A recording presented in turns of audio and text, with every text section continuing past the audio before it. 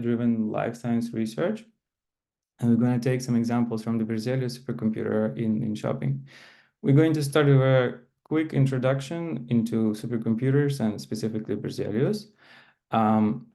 Then we are going to hear about developing computational pathology AI models for improved prostate cancer diagnostics and prognostics with Berzelius. And here, Kimmo Kartasalo from Karolinska Institute will tell us about research that he does. Then we're going to hear about modeling large protein complexes on Berzelius. Here we're going to hear from Claudio Mirabello about his research and results. And then finally, we're going to spend some 15 minutes on a demo and some more information about Berzelius. Finally, we're going to have a Q&A session. So I'm going to now allow Sean to share his screen and start. Yes, thank you. Can you see my screen? Yes. Okay, perfect. So, hello everyone. Thank you for joining us today. And my name is Xuan. Me and my colleague Sumi, we are both working as application experts at the National Supercomputer Center. And we are happy to guide you through the very first steps of using Berzelius resources and its user support. So in today's meeting, we will spend the very first 5 minutes introducing Berzelius, and for about 10 minutes, we will talk about how to apply for the Berzelius resources and how to get the user support. And after that, Sumi will give a brief 5-minute demo for running a simple PyTorch example using Anaconda environment on Berzelius. So Berzelius is the flagship AI and ML cluster at the National Supercomputer Center in Linköping University, and it was donated by the Knut and Alice Wallenberg Foundation in 2020. And the first phase was installed in the spring of 2021 with the 60 DGX 800 GPU nodes. And in the spring of 2023, we added 34 fat nodes to further increase the capacity. And this expansion boosts the ability to handle more complex data processing and simulations needed for more advanced research. And in this table, you can see the hardware specifications of the GPUs and the CPUs on Berzelius nodes. So the first phase installation includes 30 thin nodes, and each of the nodes is equipped with 8 GPUs and 1 terabyte of RAM to handle diverse computational loads. These thin nodes also come with substantial local storage of 15 terabytes each, complemented by 40 gigabytes of VRAM per GPU to facilitate large-scale data analysis and complex simulations. But for tasks that demand even greater power and storage, we have 34 fat nodes. Each node is furnished with the doubled capacity compared with the thin nodes. So these two slides is basically a very short introduction to Berzelius cluster and National Supercomputer Center, and we will cover the rest of the slides later in this meeting.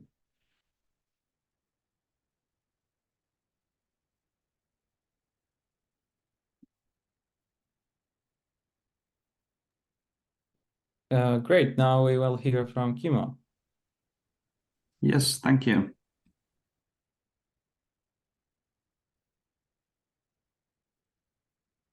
Are you seeing my screen okay? Yes, great.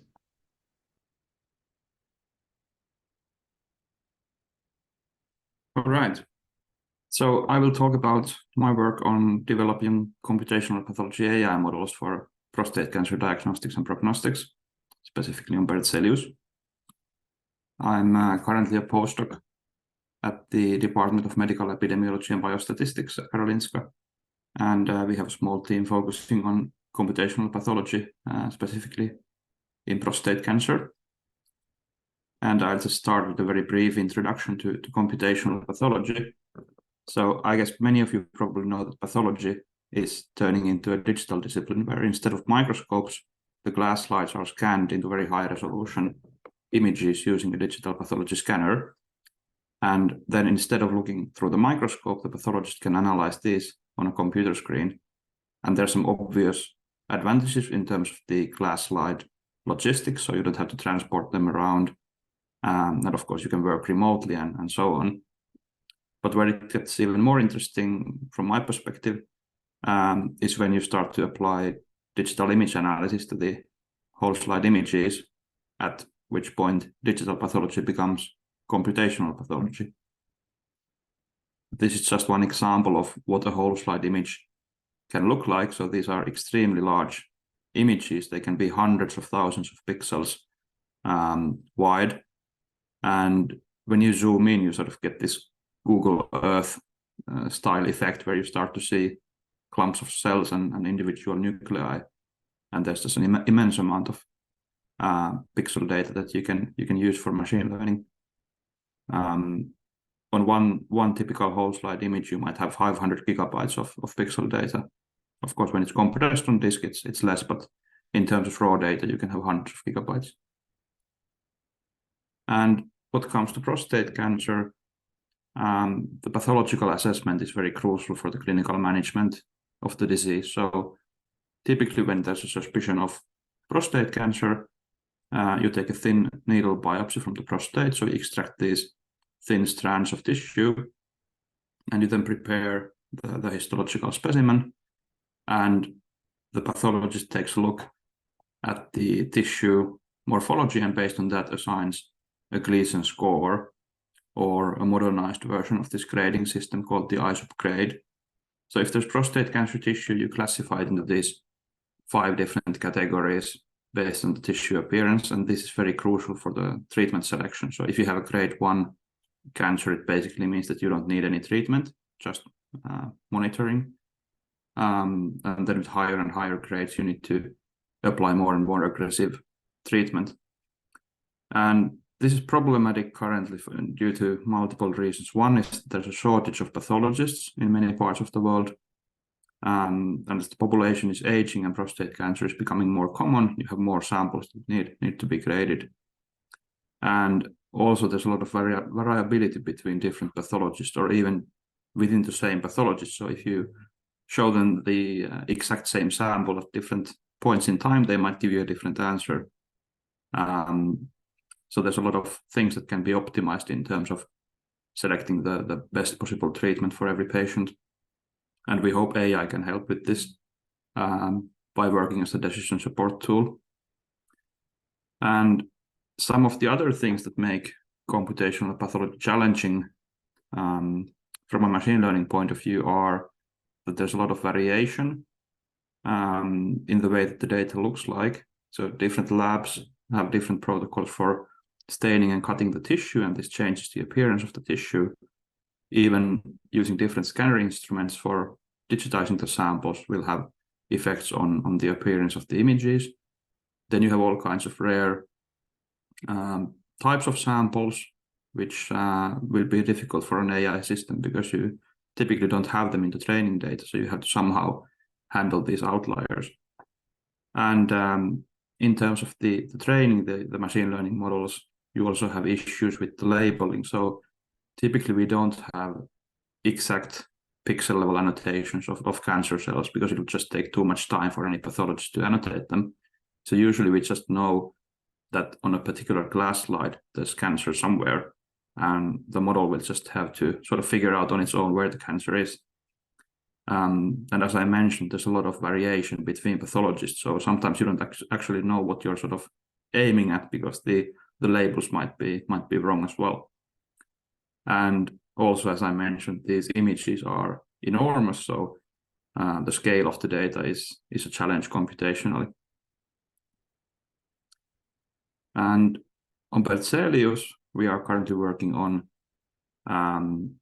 multiple projects, but perhaps the main project is developing a deep learning system, attention-based multiple instance learning to be more specific, which can diagnose and lesion grade prostate cancer from these biopsies. And the idea is that this will be used by pathologists as a decision support system to improve the efficiency and safety of the assessments.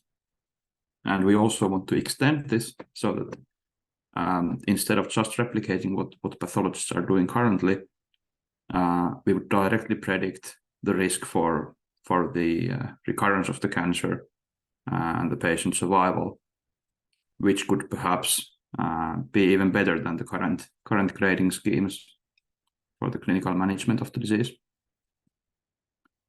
And what makes this possible for us and also challenging is that we have a very large-scale data set. So we have approximately 90,000 whole slide images from more than 7,000 patients from many laboratories and different countries, scanned on 11 different slide scanners. And I think this is one of the largest digital pathology data sets anywhere. And in the case of prostate cancer, it might even be the largest that I'm aware of.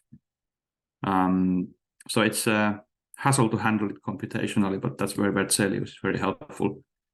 So what we've been using the computing power of Berzelius for has been to optimize the design of the AI system, because there's so many different types of AI models that you can use, different hyperparameters. And due to all of these issues with the data, you might actually get better models if you exclude some of the training data and just sort of pick the good ones. So there's this massive space of things that you can try out. So we've been running these experiments on Berzelius to try out different designs and see how that affects the performance of the AI system. And usually one experiment takes about 3 days to run on Berzelius. And at some point I calculated that if we had done this on just a single GPU, at this point it would have taken almost 30 years to get these experiments done. And this curve sort of shows what you get for that level of experimentation. So on the y-axis, you have something called Cohen's linearly weighted kappa, which is a statistical measure of how well the AI grading agrees with the pathologist's ground truth grading. And typically, if you look at how two experienced pathologists agree with each other, if you show them the same samples, you get a Cohen's kappa of somewhere between 0.6 and 0.8, perhaps, because there's always some subjectivity in the assessments. So we want the kappa to be at least 0.8 so that we can say that the AI is comparable to the best pathologists. So on the y-axis, you have the kappa, and on the x-axis, you have the experiments that we've been running over time. So you really see that when you try out these different things, you can really improve the performance of the system. And these 3 curves are just different data sets. So yes, we've been putting it to good use. It's not really rocket science to run things on Berzelius, but there's some tips and tricks that are important. We use singularity containers, which is pretty much the same thing as a Docker container for handling the software environment, so that you fix all the software versions and so on, which I think works better than with Conda, for example. We use PyTorch for implementing the models. There's some things there to make it run as fast as possible, multi-GPU parallelization and efficient data loaders, because it's very important that you make sure that while you load the data from the disk, it has to be able to load it so quickly that the GPUs don't have to wait for the data.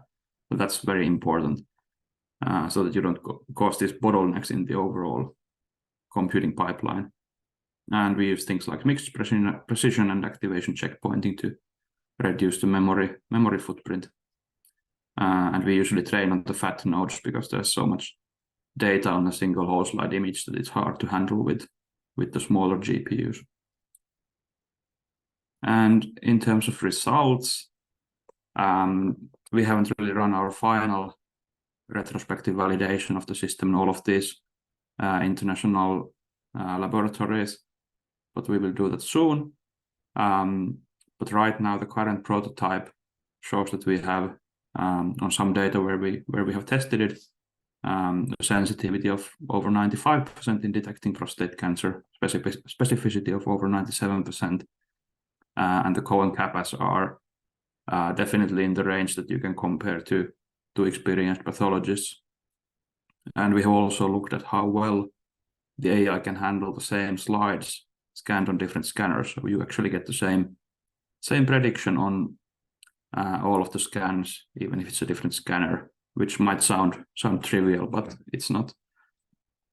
And we can also look at this visually. So here we have some annotations on the left by Professor Lars Egevad, who is a very well-known prostate pathologist. So these are areas of prostate cancer with different grades. And on the right, we can see a visualization of where the AI is sort of focusing on its attention. And you can see that it's very closely corresponding to the areas where we have the annotations. So it's sort of reasoning the same way that the pathologist would do. And we have also started looking at how the AI can predict risk of cancer recurrence. In the case of prostate cancer, you talk about biochemical relapse, which means that after treatment, the levels of prostate-specific antigen in the blood start to rise again. So here we looked at the association between the AI's predicted grading and the time to biochemical relapse in patients who were treated with surgery. And we can see that there's a very clear association where when the AI predicts a higher ISUP grade, there's a higher risk for recurrence. Well, this is hardly surprising because the ISUP grading system is well known to be predictive of the risk, and that's why it's used. And here we are basically just trying to emulate what the pathologist is doing, but just do it in a very consistent manner. But we think that in the next steps, when we train the system directly to predict the risk of recurrence instead of replicating the grading, which is sort of arbitrary in a way, we think it will be able to predict the risk for recurrence even better, which can be used then to improve treatment decisions.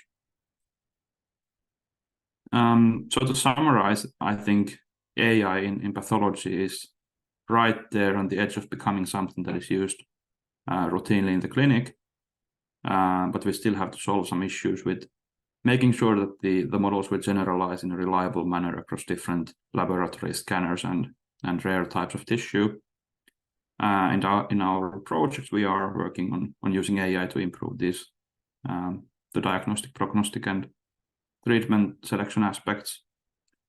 And we are soon doing a retrospective validation using this large data set that we have, and also a prospective validation in a clinical trial later this year. And Berzelius has really been an enabling resource for doing this, because you can't really do it at this scale unless you have supercomputing resources.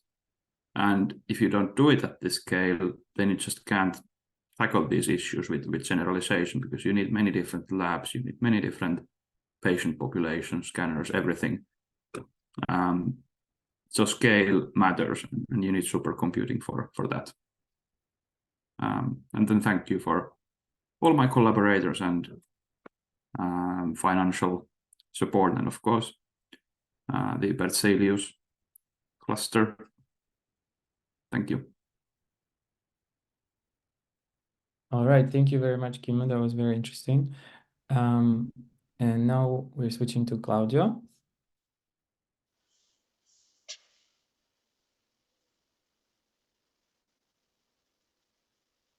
Hi, can you hear me and see the screen? Yes, great. Great. Thank you so much for inviting me to talk about Berzelius. I always like the occasion of bragging about our supercomputing infrastructure in Sweden. My name is Claudio, and I work with the NBIS, which is the National Bioinformatics Infrastructure Sweden, which is the bioinformatics platform at SciLifeLab. And I sit at Linköping University. And my main expertise is in machine learning and neural networks, especially for the problem of protein structure prediction.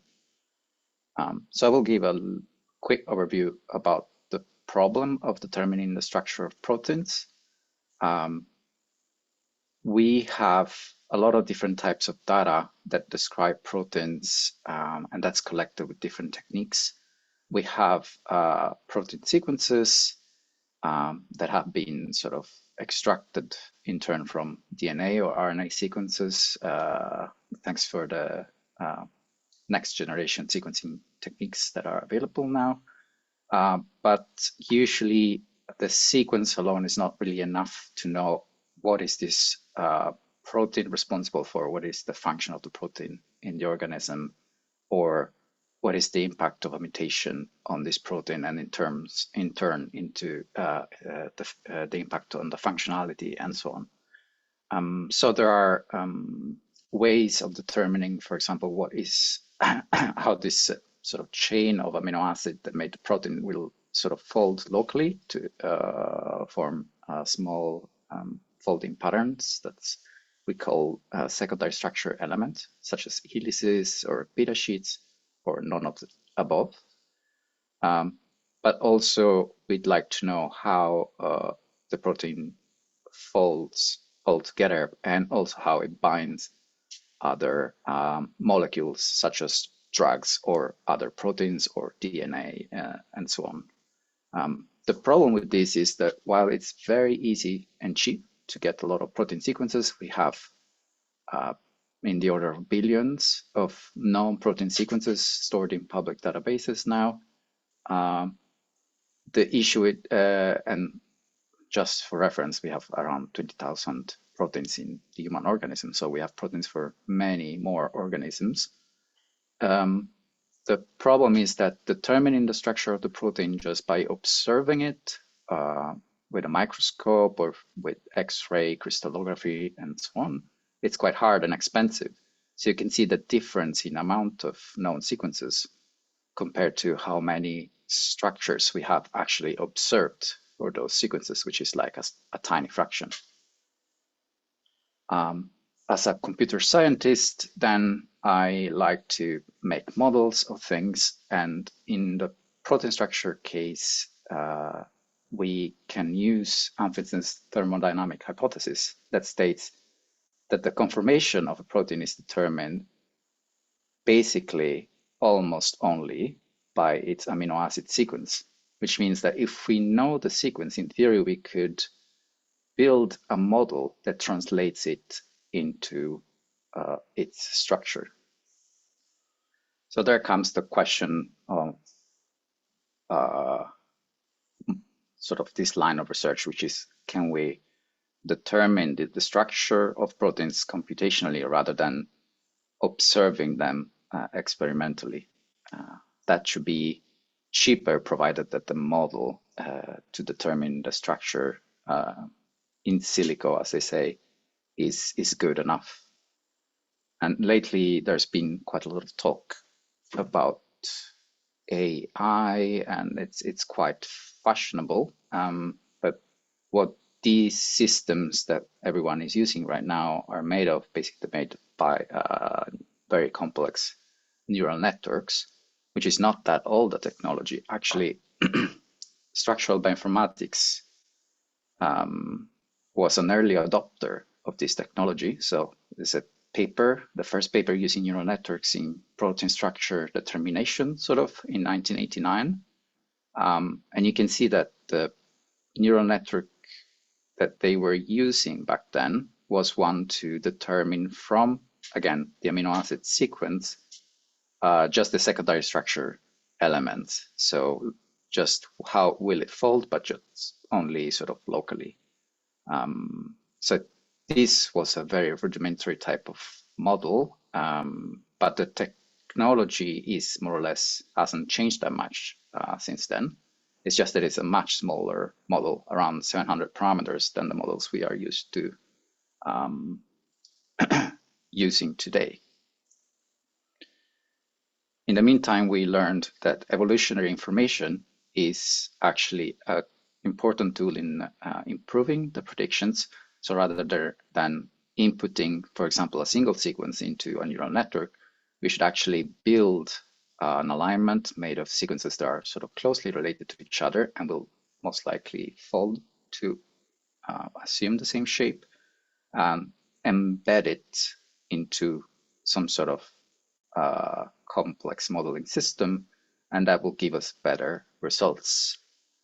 And that's due to the fact that if you look at pairs of columns in this alignment of sequences, you will notice that whenever there is strict evolutionary relationship between these amino acids at the two columns, so whenever they tend to mutate at the same time along the columns of the MSA, that means that there's like a tight evolutionary relationship between the amino acids, and that in turn means that they will form a contact in the 3D structure. And we can use, if we have enough contacts, then we can actually predict quite good quality structures. So many of you must have heard about AlphaFold by now. It's a really deep and complex neural network system that does exactly that. So what it does is it takes multiple sequence alignment of proteins as input, and it determines as output the structure, the 3D structure for the protein with unprecedented quality. This network, compared to the first I showed you, is much, much bigger. We're talking about hundreds of millions of parameters rather than just less than 1,000. And that's where large systems like Berzelius become important. But what I'm going to talk about now is how we are working within MBIS to help our users get the maximum out of AlphaFold, but also how to even improve it so that it works better in hard cases. Because AlphaFold still sort of fails, good as it is, fails sort of in a number of tasks. So when you want to predict protein complexes, it's correct roughly 2 out of 3 times, and you'd like that to be correct more often. It's also unable usually to predict the effect of a mutation on a protein. As we know, mutations can make the difference between a virus infecting only bats into being able to infecting humans. So that's kind of important.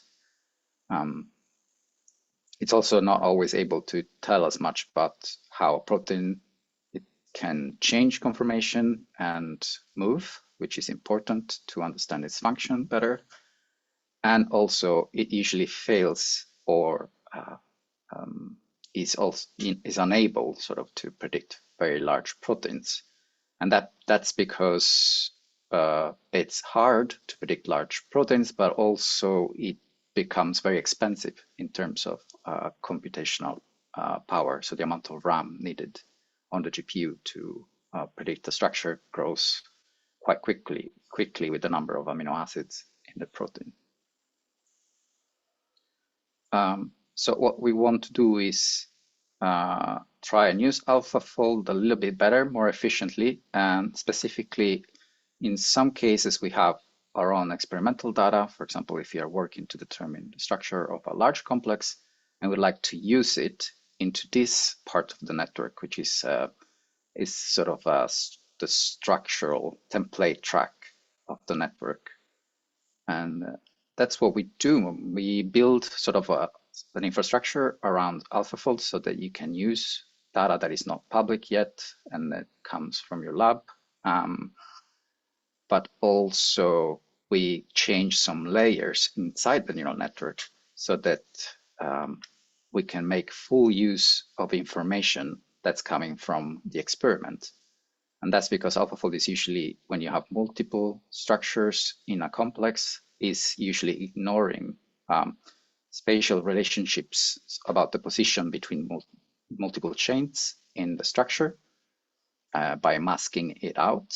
So what we do is, whenever you are confident that you have good information about the position of proteins inside the protein complex, you should be able to use that information. So we change this masking layer to accept also distances between the chains. This is a non-parametric change to AlphaFold, so that's really good because it means we don't need to retrain it. We can just change the layer and then use it as is, more or less. So this is a bit of a different type of project that you run on AlphaFold. It's mostly about inference rather than retraining. But Berzelius is really important because it allows us to predict for very large structures, such as this one. So this is a structure where we have around 4,000 amino acids, and AlphaFold usually fails quite spectacularly at folding it. So it makes this sort of spaghetti monster-like structure. But when we are constraining the prediction by including an experimental protein, such as the gray one, we are actually able to guide AlphaFold into predicting this very large protein correctly. So you can see a few different predictions in the colors here.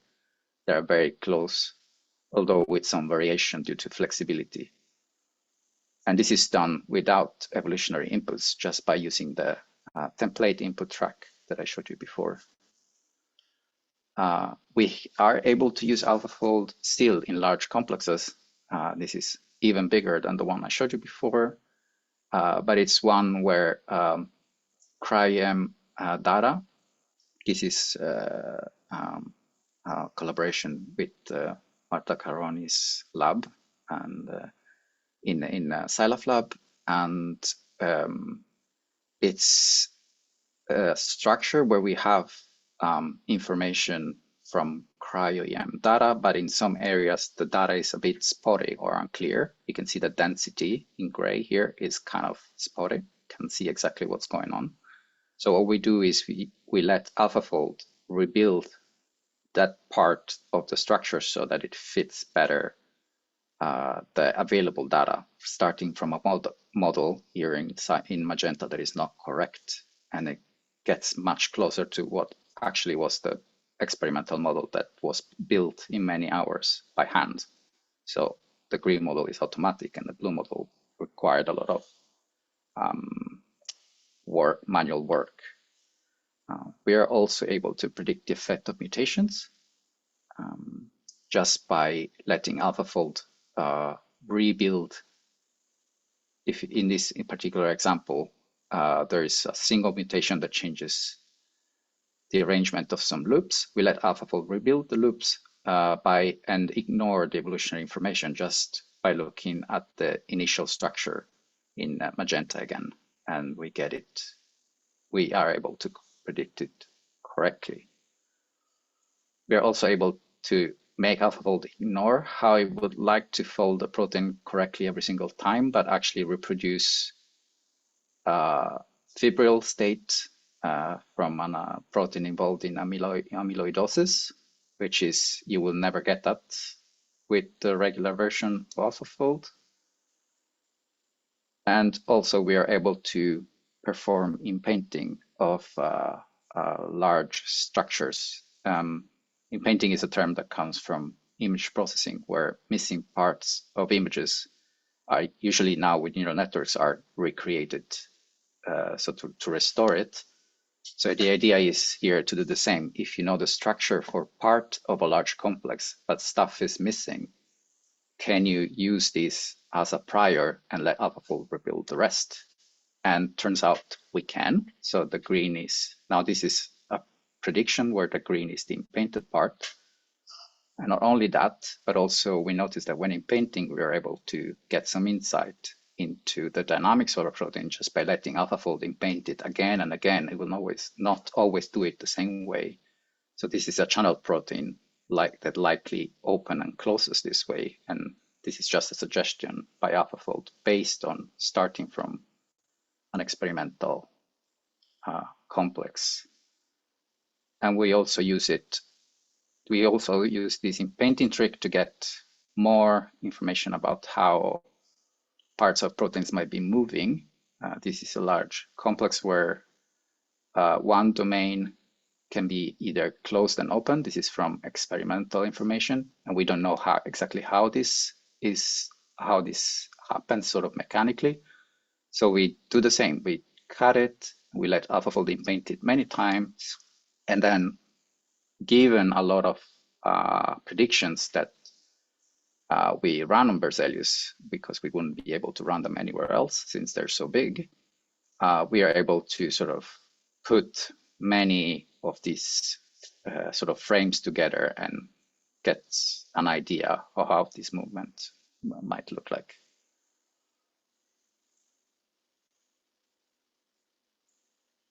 This is it from me. I'd like to thank all of the organizations that made this possible, and of course NSE and Berzelius.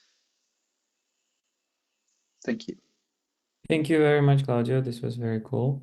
Cool. So now we're going to go back to Sean.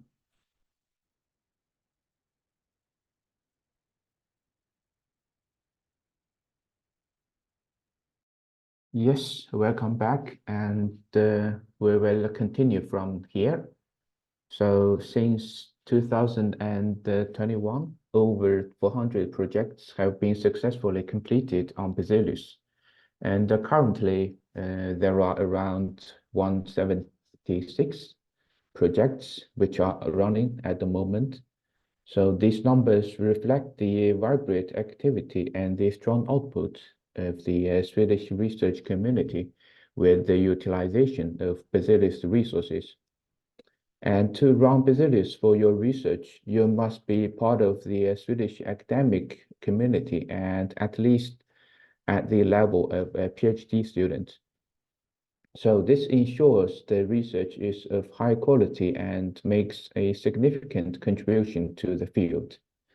And as you can see here, that the projects span a wide array of disciplines. And Berzelius is more than just a computational resource, and it is a hub of innovation where diverse fields intersect to push the boundary of knowledge and technology.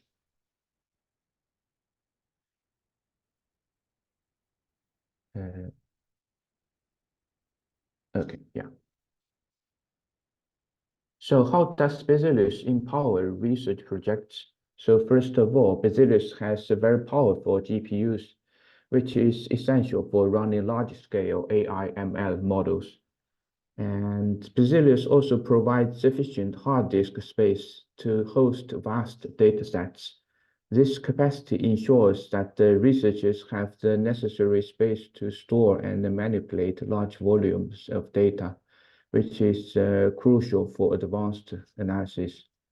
And also the very fast interconnections on Berzelius have enabled very quick reading and writing of data. And also a user-friendly software environment lowers the barrier to entry, allowing researchers to focus on their work without wrestling with the complicated development systems. And lastly, we have a diverse team of user support standing ready to assist. The support team ensures that the researchers have the support they need to successfully carry out their projects. So how to get the resources? We outline the straightforward path to accessing Berzelius resources. So the process begins with the resource application. This is where you will detail your computational and data storage requirements, whether you are for a small-scale exploration or for a large research project. So for compute resources, small projects can access 240 GPU hours per month. This is equal to 1/3 of a GPU running in full time. And for larger regular projects, we offer up to a massive of 28,800 GPU hours per month. And this is equivalent to the power of 40 GPUs running nonstop. Regarding the data storage, so the default option is 2 terabytes. And this can be scaled up to accommodate the size and the scope of your work. And upon submission, your application undergoes a review based on the few criteria, like how scientifically significant is your project, and how likely is the project to be successful, and how much resources are required by your project.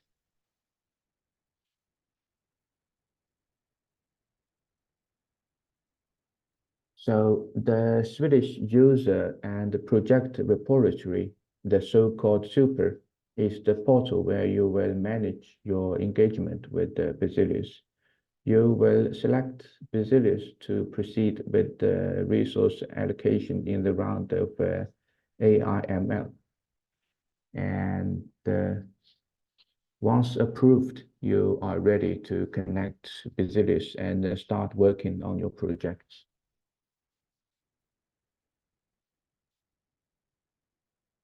So this is the comprehensive and easy to use software environment that we provide on Berzelius. Berzelius is equipped with the pre-installed modules such as Anaconda, PyTorch, ArcFold, and so on, which enables a user-friendly and powerful computing experience. And we also have a very flexible build environment, providing a robust foundation for software compilation and execution. And users can also use Aptainer, or the formerly known as Singularity, to encapsulate their own development environments, which ensures consistent and producible computing across different development scenarios. And for those users who prefer graphical interfaces, Berzelius supports running programs with the GUIs through ThinLink. And finally, we use Slurm for resource management and job stack scheduling. So you can find the user guides online at the link displayed here. We encourage all users to familiarize themselves with these documents to enhance their experience and productivity on Berzelius. So if you encounter any challenges or have questions during your time with the Berzelius, so there are two options to get the user support. You can either reach out to us by email, or in the Super system, there is a support selection for more specific queries. Here you can detail the nature of your problem, whether it's a question about the storage, computation, or perhaps a software issue. So you can just select the appropriate center or resource and the project if applicable. So that's all for the introduction to Berzelius resources. And in the next 5 minutes, my colleague Sumi will give you a short demo about running an example PyTorch job. Thank you, Zuan. So today actually I will give a short demo for Berzelius to run a PyTorch example, standard PyTorch example.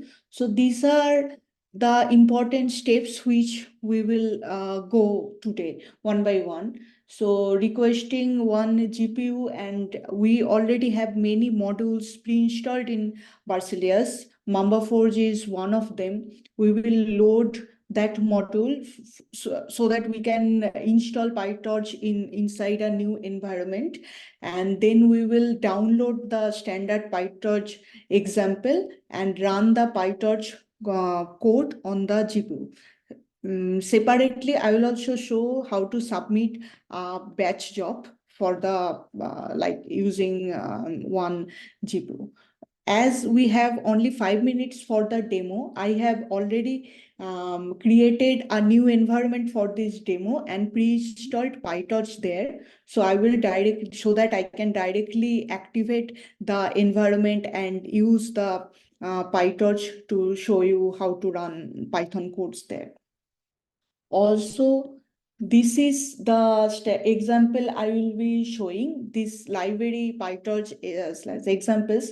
This has a set of examples around PyTorch for vision, text, reinforcement learning, and everything.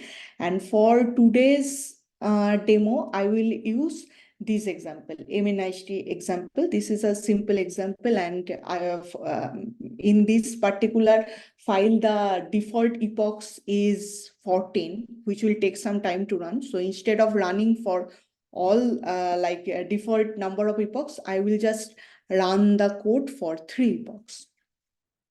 So I hope everybody can see my screen and can see what I'm typing. Yes. Please let me know, Yes. otherwise I will increase the font. So I am creating for the demo, I am creating a folder, and then I am going into the folder. So now I will request a GPU for a single GPU for 30 minutes. And the NAC is one of the project which I have membership with. And to run smoothly, to run the demo smoothly, I have already created reservations, Berzelius intro for today. So I am using that reservations to request for the GPU so that I can get it fast without going into the queue. And as I have already informed that I have pre-installed the PyTorch inside new environment, I will just activate the new environment here. Okay, so you can check that we already have PyTorch related stuff pre-installed here inside this environment. Okay, so now we can run the example here. So now I am cloning the PyTorch example which I showed you earlier.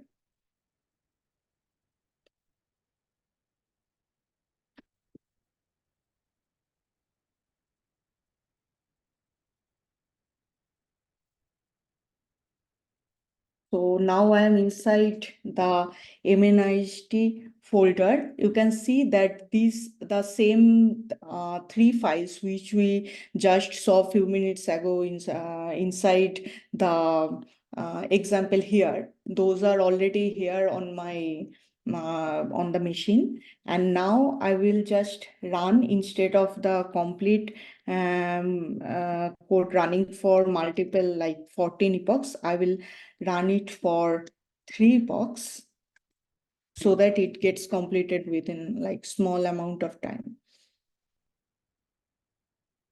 So as you can see, the first epoch is going on. Apart from specifying the number of epochs, we can specify other parameters also as required. So for this, for all other parameters, I am using the default values. Only I am changing, or I am providing the value of epochs to show you the progression of the code. So following these steps, we can interactively get access to a GPU and run our Python code inside a particular Conda or Mamba environment. Apart from this, we can also also carry out the same steps using a batch script. So for that, I don't need the allotted GPU anymore. So I exited from the interactive state. And here I have already created a batch script to run today. I will be showing you the script here to show what I have specified inside the batch script. So you can see that I have specified different things. I have provided job name, and I also want to store the output file, or if any error is there, the error file. Also, I have provided my email ID so that I am submitting the job. If it is in a queue, I get email alert when it starts, or if the job failed, or if the job completed. For all instances, I wanted email related alert so that I can check after logging into Berzelius later, I can check what is the files or what is the output. Here I am requesting a single GPU for 30 minutes, and I am using the same reservations which I have shown earlier, that Berzelius BT-Berzelius intro reservations. So now as our file is prepared, we can run the same, like we can submit the job using sbatch command. So here you can see that my job is submitted and this is my job ID. So I can check the status of all jobs submitted from my user ID. You can see here it is showing that the same that the job is running on a particular node 11, and when I run this command, the job was running for 12 seconds. So I already know that for completing 3 epochs, it was taking around 45 seconds. So let me check what files are generated after I submitted the job. So you can see that we have generated 2 files after submitting the job. One is error file, another is output file. So inside the error file, as it did not get any error, the error file size is 0, and the output file size will be increasing little more until the job completed for 3 epochs. So let me check. So my job is now finished. So this is just the last step. I just wanted to show you that what is there in my output file. So my output file is also carrying the same statement, the output for the accuracy and loss for different epochs, and it is showing the values for every 10 batches. And at the end, it is showing the test results. So this was all from my side, showing how to submit a job or like request allotment on Berzelius and submit a job either in bash script or in interactive mode. Great, thank you, Somi, and thank you, Sean. That's it then for the presentations. Thank you, everyone. We're going to stop the recording now, and we're